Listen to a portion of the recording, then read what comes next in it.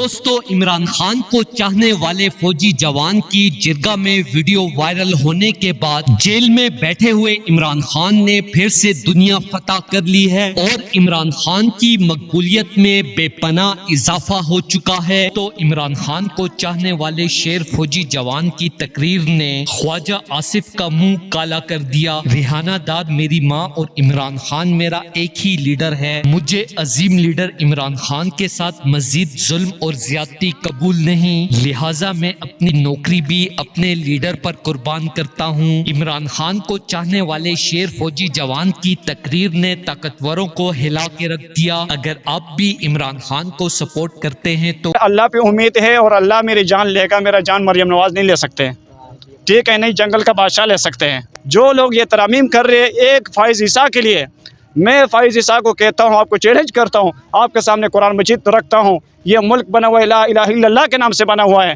آپ قرآن مجید کے فیصلے کریں، آپ اللہ سے ڈریں۔ آپ کے لیے ترامیم چلو پاس ہو گیا، کب تک آپ ادھر زندگی گزاریں گے؟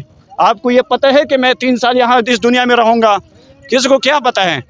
لیکن بات یہ ہے، لیکن یہ سارا نظام ایک بندے کے لیے کیا ہوا ہے، وہ صرف واحد مرد مجاہد ایک موسیٰ بنا ہوا ہے، وہ ہے عمران خان۔ شیر کی ایک دن کی زندگی گدڑ کی 100 سالہ زندگی سے بہتر ہوتی ہے۔ فوجی سجاد خان نے اس پر عمل کرتے ہوئے عمران خان کے لیے جیل پہنچ کر اپنی آخری ویڈیو بناتے ہوئے بڑی مثال قائم کر دی۔ بہادر فوجی جوان سجاد خان کا پاکستانی قوم کے نام آخری ویڈیو پیغام آپ کو دکھانے سے پہلے یہ بھی بتا دیں کہ عمران خان اور پی ٹی آئی جس طرح ان دنوں مشکل ترین وقت سے گزر رہے ہیں، ایسے میں اس پارٹی کو پریشر کے ذریعے جس طرح توڑنے کی کوشش کی جا رہی ہے، میں آپ کو بتا دوں کہ اس طرح پاکستان کے سب سے بڑے لیڈر کو ختم نہیں کیا جا سکتا۔ خان صاحب ایسے سیاسی لیڈر ہیں کہ جو پچھلے 23 سال سے پاکستان کی غریب عوام کے لیے جدوجہد کر رہے ہیں، اس لیے میں عمران خان سے بے حد محبت اور عقیدت رکھتا ہوں۔ عمران خان پر ہونے والے ظلم کی شدید مذمت کرتا ہوں اور اپنی نوکری کے ساتھ جان بھی خان صاحب پہ قربان کرتا ہوں۔ دوستو اس حوالے سے اپنی رائے کا اظہار کامنٹ سیکشن میں دیں۔ ویڈیو اچھی لگے تو لائک کریں اور اس چینل کو سبسکرائب کریں۔